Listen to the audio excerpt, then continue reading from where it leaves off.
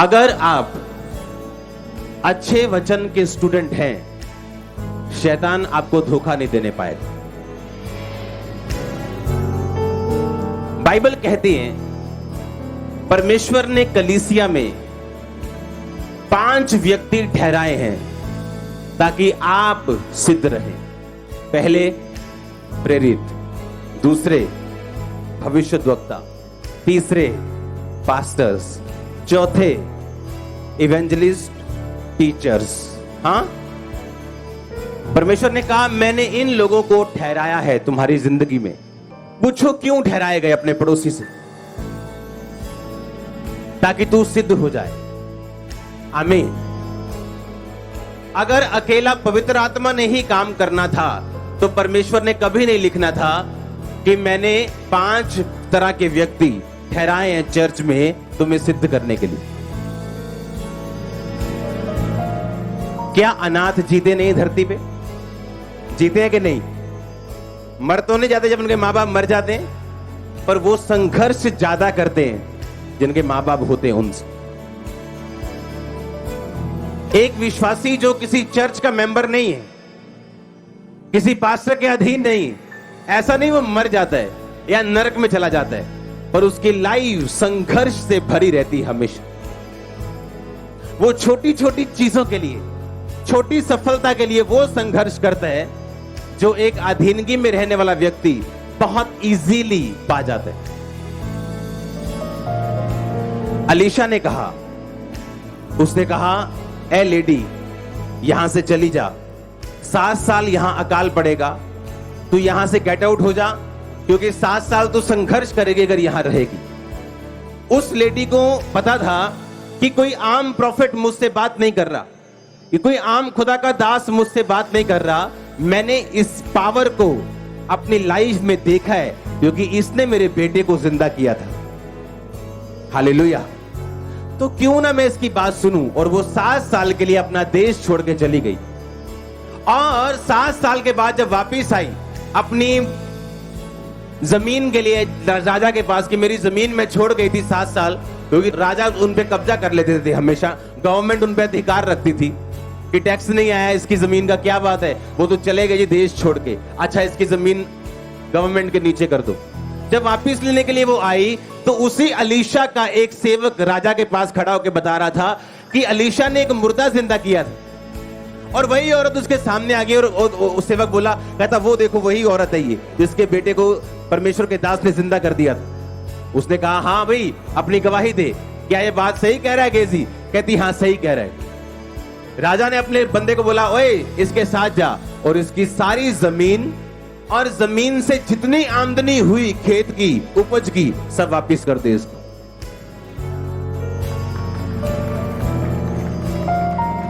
अब 7 साल जिस जमीन के लिए उसने वाई नहीं की, बीज नहीं बोया, पानी नहीं दिया, काटा नहीं, मजदूर नहीं लगाए, उसकी आमदनी उसे घर बैठे मिल गई, क्योंकि एक सेवक की बात को सीरियसली लिया, खुदा के दास की बात को सीरियसली लिया, और बिना मेहनत के 7 साल की उसे उपज मिली।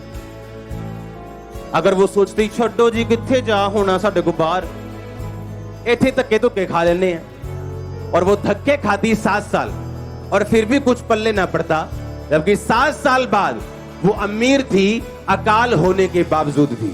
ये वैल्यू है खुदा के दासों की आपकी लाइफ में।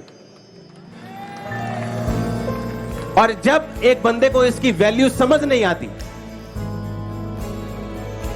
वो ऐसा नहीं मर जाता है, लेकिन वो संघर्ष करता है अपनी जिंदगी के हर हिस्से में, छोटी बातों के लिए। जिस सफलता को वो सफलता नहीं समझता था, अब उससे 4 गुना कम सफलता को वो सेलिब्रेट करने पे मजबूर है, क्योंकि परमेश्वर ने कहा मैंने कुछ लोग ठहराए तुम्हारे लिए ताकि तुम सिद्ध हो, तुम्हें फालतू का संघर्ष ना करना पड़े। क्यों शैतान अनॉइंटेड चर्चों के खिलाफ लड़ता है, उनके खिलाफ बुरी बातें फैलाता है, ताकि आप ब्लेस ना हो। एक पास्टर को कोई फर्क नहीं पड़ता, उसका मसा कम नहीं होता बल्कि बढ़ता है। हालेलुया।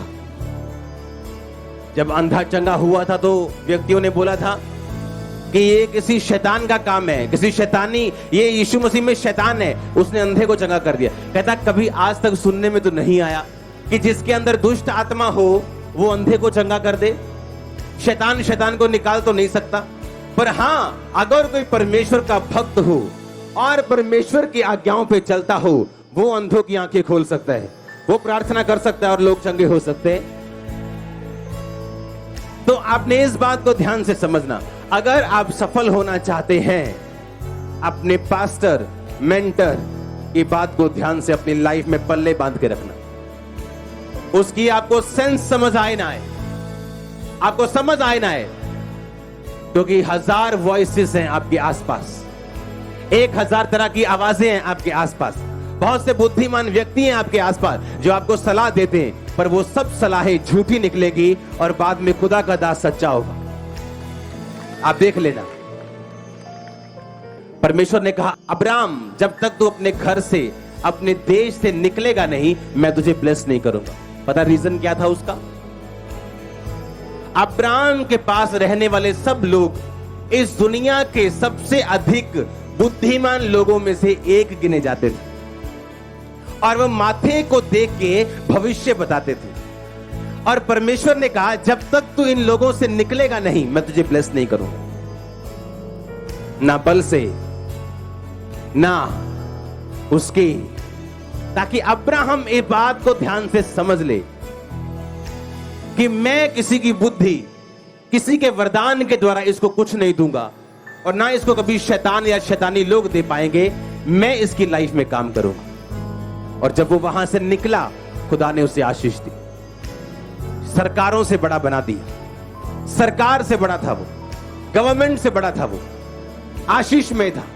अपना बेटा दिया परमेश्वर ने उसे, जब वो 100 साल का हो गया, 99 साल का हो गया। आप कितने बड़े होना चाहते हैं जिंदगी में, ये परमेश्वर पे निर्भर नहीं करता। अपने पड़ोसी को बोलो तू कितना बड़ा होना चाहता है, ये परमेश्वर पे निर्भर नहीं करता, ये तुझ पे निर्भर करता है। आमीन। जो वचन मैं अभी पढ़ूंगा, आपने उसे ध्यान से समझना है। उसी दूसरा राजा 8 उसकी 16 आयत में लिखा, इज़राइल के राजा अहाब के पुत्र योराम के 5वें वर्ष में, जब यहूदा का राजा यहोशापात जीवित था, तब यहोशापात का पुत्र योराम यहूदा पर राज्य करने लगा। जब वो राजा हुआ 32 साल का था। 8 साल तक वो यरूशलेम में राज करता रहा। इज़राइल के राजाओं की चाल चला जैसे अहाब का घराना चलता था, क्योंकि उसकी स्त्री अहाब की बेटी थी। उसने वही काम किया जो यहोवा की दृष्टि में बुरा था। तो भी यहोवा ने यहूदा को नष्ट नहीं किया, क्योंकि उसके दास दाऊद को यहोवा ने वायदा किया था कि मैं तेरे वंश को सदा बना के रखूंगा। उन दिनों में एदोम ने यहूदा की अधीनता छोड़ दी और अपना राजा बना लिया। तब योराम अपने सब रथ लिए हुए सैयर को गया। रात को उठकर अदोमियों को, जो उसे घेरे हुए थे, रथों के प्रधानों को मारा, और लोग अपने अपने डेरे को भाग गए। यूं एदोम यहूदा के वश से छूट गया, जो आज तक ऐसा ही है। सब बोलो आमीन। इसमें यहोराम यहूदा के जो राजा था उसका जिक्र है। उसमें लिखा कि यहूदा का एक क्या था, एक राजा था। इज़राइल और यहूदा ये दो चलते थे साथ साथ। यहूदा इज़राइल के 12 गोत्रों में से एक था और उसका एक राजा था। लिखा जब वो राजा बना, वो परमेश्वर की आज्ञाओं पे नहीं चला, और उसने क्या किया, वही किया जो यहोवा की दृष्टि में बुरा था। व्यभिचार किया या मूर्ति पूजा, जो भी उसने किया। उसके बाद परमेश्वर ने कहा, एदोम ने उसके खिलाफ खड़े होके उसकी अधीनता को छोड़ दिया। जब जब आप परमेश्वर के सामने वैसा नहीं चलेंगे जैसा आपको चलना चाहिए, परमेश्वर आपके दायरे को छोटा कर देगा। आप समझ रहे हैं मैं क्या कह रहा हूं? उसके पास ये 6 लोग थे जो उसके अधीन थे। लिखा एदोम फिनिश हो गया और परमेश्वर ने उसको शॉर्ट लाइफ दी और उसे खत्म कर दिया। सिर्फ 8 साल राज कर पाया। आगे लिखा परमेश्वर ने एलीशा को बोला येहू का अभिषेक कर इजराइल का राजा होने के लिए।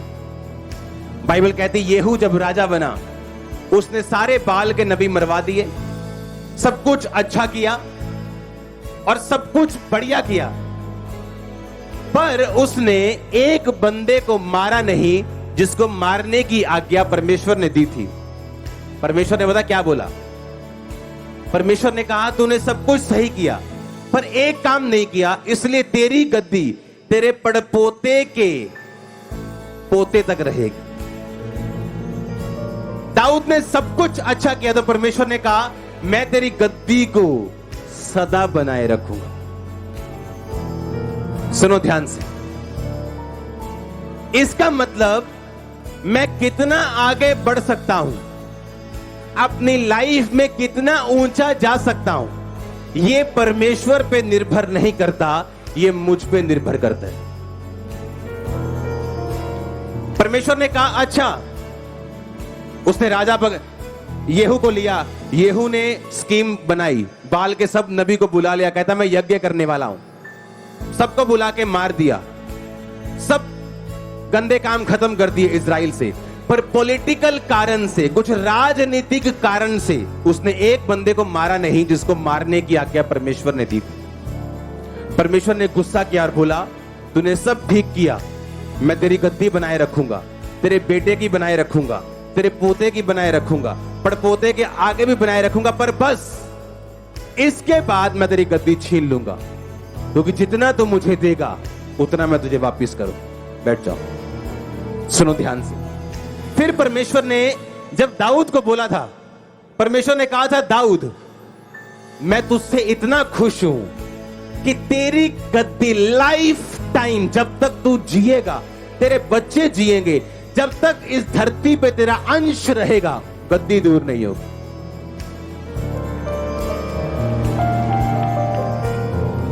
इसका मतलब अगर मेरी पवित्रताई 40% है, 40% है, मेरी ब्लेसिंग भी 40%। अगर मेरी प्रेयर लाइफ, अगर खुदा के साथ प्यार, मेरी कमिटमेंट सेवा के लिए अगर 80% है, तो मेरी ब्लेसिंग भी 80% है। इसका मतलब मैं जो कुछ खुदा के साथ करूंगा वो मुझे वापस करेगा। जब कोई ब्लू फिल्म देखेगा तो खुदा उसके हाथ पकड़ने नहीं आएगा, पर वो रिजल्ट आपकी लाइफ में नजर आएगा। जब आप परमेश्वर के सामने चलेंगे, आप जैसा चलेंगे आप वैसा परमेश्वर से फल पाएंगे। बाइबल कहती है येहू ने बड़े अच्छे अच्छे काम किए, बड़े बड़े राजाओं को मार दिया, परमेश्वर के सब दुश्मनों को मार दिया, जो कुछ खुदा ने कहा सब कुछ किया, एक काम नहीं किया। परमेश्वर ने कहा ठीक है, अब एक काम नहीं किया तो इसका मतलब ये नहीं मैं तुम्हें मार दूंगा, मैं तुझे भी नहीं मारूंगा, तेरे बच्चे को भी नहीं, तेरे पोते को भी नहीं, पर पोते के पोते तक मैं तुझ पे दया रखूंगा, उसके बाद नहीं। और लिखा यहूदा का राजा जब प्रभु से फिरा, परमेश्वर ने उसके राज्य को कम किया। हालेलुया। जब परमेश्वर के सामने आपकी कमिटमेंट बढ़ती है, वो आपको फैलाता है, आपके बिजनेस को इंक्रीज करता है,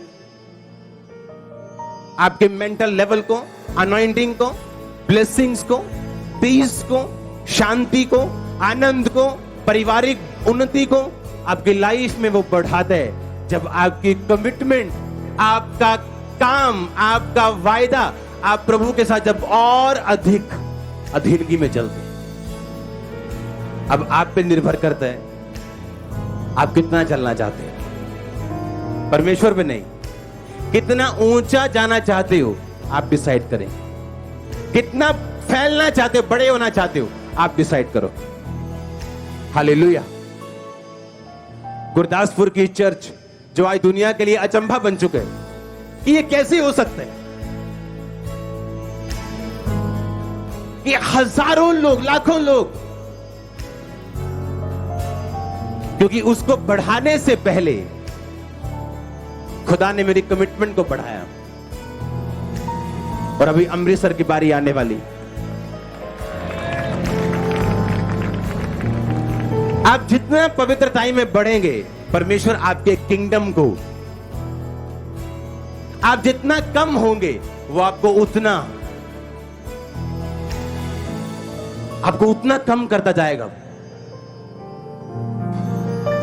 एक बच्चा जो अपने माता पिता के कहने में नहीं, मां बाप उसे मारते तो नहीं है, पर जो प्रॉपर्टी उसको 10 करोड़ देनी है उसको बोलते नहीं 1 करोड़ ठीक है। इसलिए परमेश्वर ने कहा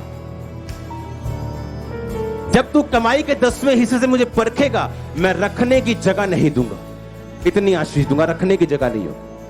सुनो, आप जितने मर्जी अनॉइंटेड हो, मैंने अपनी लाइफ में जब टाइम से टाइथ नहीं दिया, हमने मिनिस्ट्री में फिजूल खर्ची देखी है जिसे कोई दूर नहीं कर पाया। अनॉइंटेड होने के बावजूद जब टाइम पे टाइथ दिया, फिजूल खर्ची भागती देखी। एक दिन में अगर 5 लाख टाइथ दिया, 50 लाख का खर्चा कम होते देखा है। उसका वचन इतना पक्का, इतना सच्चा और इतना पावरफुल है। सेम मिनिस्ट्री, वही मीडिया, वही लोग, वही टेंट, और खर्चा महीने का 50 लाख कम। परमेश्वर कहता तू भाग, कितना भाग सकता है। जब तू वचन पे खड़ा होगा तो काका मैं भी तेरे साथ हूं। नहीं ये खर्चा, जब भवन बनाना है, ये करना है, सब साइड पे, उसका वचन नंबर 1। अगर आपके घर के खर्चे आप टाइट से मैनेज करने लगोगे, वो बढ़ते जाएंगे, कम नहीं होंगे। आपको कई बार बताना पड़ेगा शैतान को कि तू कर खर्चा, मैं टाइट निकालना भूलूंगा नहीं, और खुदाबंद बरकत देना शुरू करेगा। वो आपको बताएगा उसका वचन कितना पावरफुल है और वो कितना जरूरी है, और वही लास्ट फाइनल डेस्टिनेशन है जहां से आप चढ़ाई चढ़ोगे, अपनी फ्लाइट पकड़ोगे। तो जब मैं ये बाइबल को पढ़ता हूं तो मुझे तो सारे सीन आंखों के सामने आते हैं कि क्या जबरदस्त बाइबल है। एक राजा जितना प्रभु को दे रहा है, प्रभु उसके किंगडम को उतना बढ़ा रहा है।